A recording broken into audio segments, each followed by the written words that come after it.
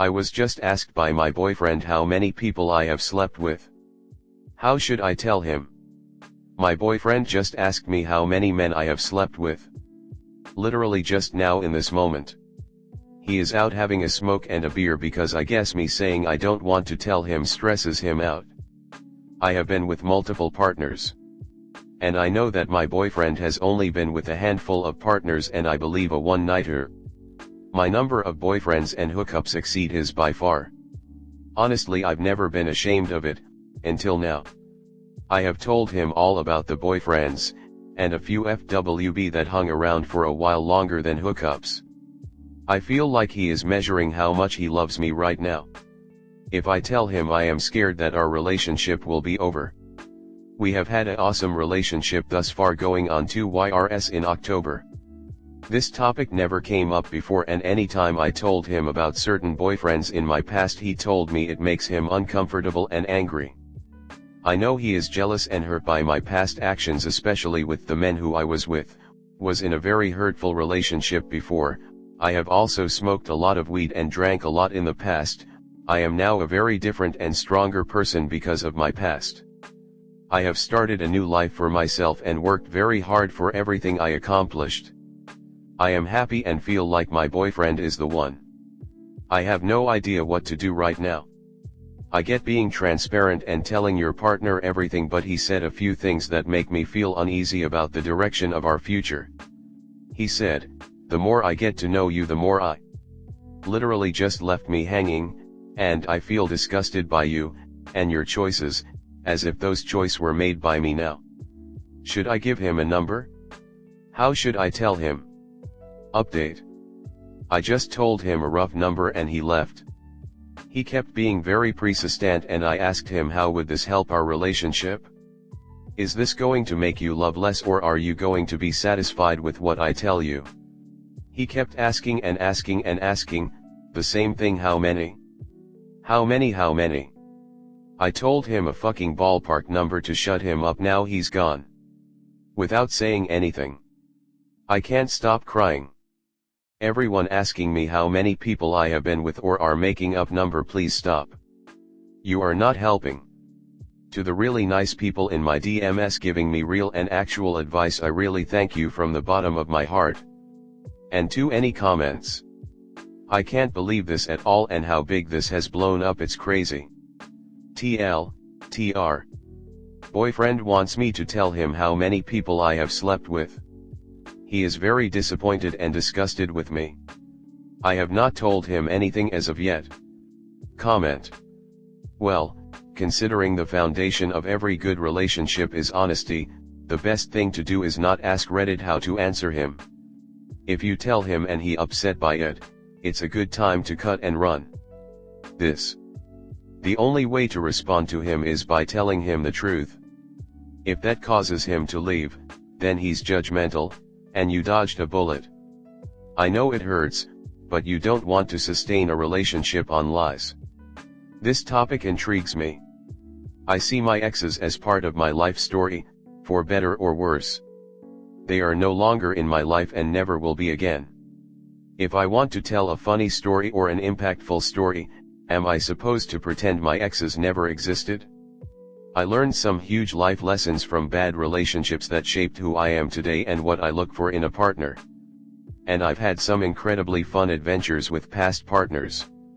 I would never speak of an ex in a way that implies I miss them or that I'm comparing my current partner to them.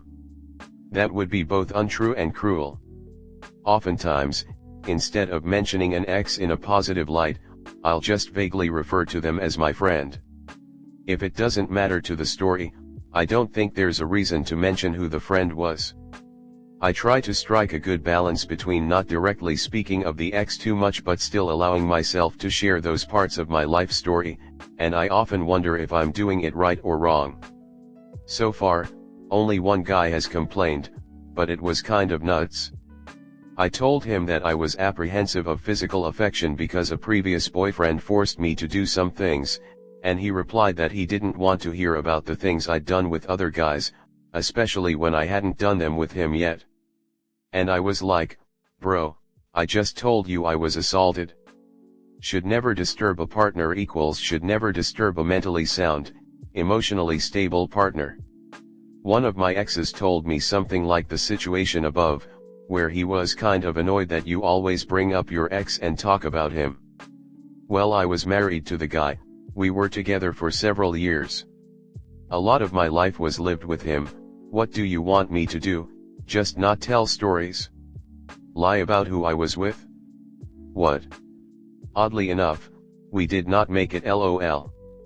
Next story 2. How do we handle this situation that my wife made up? So we've been planning our trip to home country for few months. And one of the points was, that I will pay for our living cost where we now live and she puts her paycheck to save for our 2-week vacation.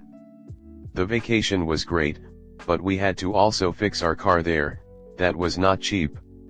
Last night she started complaining that I didn't help pay for our time there and car service, that she alone paid for everything and had to also send me money.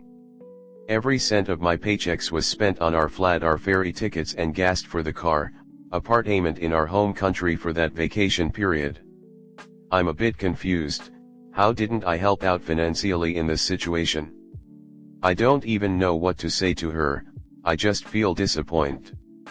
Her remark when I confronted her was, "Me, when you didn't work I sent you money anytime you needed it, I bought you stuff and never complained about it because I always think it's our money, not mine or yours. Her, only men should send money." I just feel so disappointed. I never thought that she would say or think like that. Comnet. My wife and I have completely separate accounts but a joint checking and savings for household and family expenses. She pays utilities and I cover everything else, daycare, all insurance, mortgage, HOA, kids' needs and activities, etc. We have an extreme difference in income, so I don't mind that at all. When her job was mistreating her, I supported her leaving and changing career paths, as someone that knows how challenging that can be, as I too did this earlier in life while having a non-supportive partner, so it was important to me to make sure she knew she was supported. She's nearly tripled her income in 4 years since, and most importantly found a career that she finds rewarding. I was already very well established before we met, and we have a prenup. This is mostly due to having several employees that rely on me for their livelihood, and I have seen some things go bad when couples split, but also to protect what I built in the 30+ years prior to us meeting, if I'm being honest, but I made sure there are contingencies in place to take care of her should things take an unfortunate turn for the worst, though we both have a history of being more than fair and reasonable. When past relationships ended, I make sure that she doesn't spend more than the same percent of her income on cost of living than I do, which is around 20%, and we rebalance regularly. When I wanted her to have a 4WD vehicle because we live in a snowy climate, I paid enough down up front to keep the car affordable for her.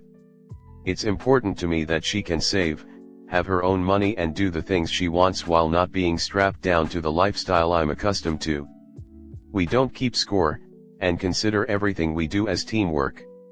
She tried the stay-at-home mom thing and it wasn't for her. She wanted to get back to work after a few months of our daughter coming home, adoption. During that time all of the bills were paid and I kept money in the accounts. We also split housework, though I don't do the deep cleaning shit or laundry. We use service providers for this as well as lawn care and snow removal. We both keep things tidy, equally split time dropping the kids off, picking up and all other child rearing activities, though we do have a nanny also, making meals, etc. I was a single parent for years prior. My son was an adult when we met, and I was raised by a single father. I don't need a mom or a caretaker, I choose to have a partner. And that's what we are to one another. I definitely do more of the maintenance stuff for the house and take her car in for oil changes, etc., but I'm pretty handy and enjoy that stuff, and if I ask her for help she'll be right there handing me a screwdriver or doing what she can. We are very fortunate as we have financial security, so the yours/mine/ours stuff just isn't a huge concern for us, and this may be an outlier situation, but we also both come from humble roots, so financial stability is important to us. All of that to say I don't judge either of our ability to be a good partner on any financial aspect.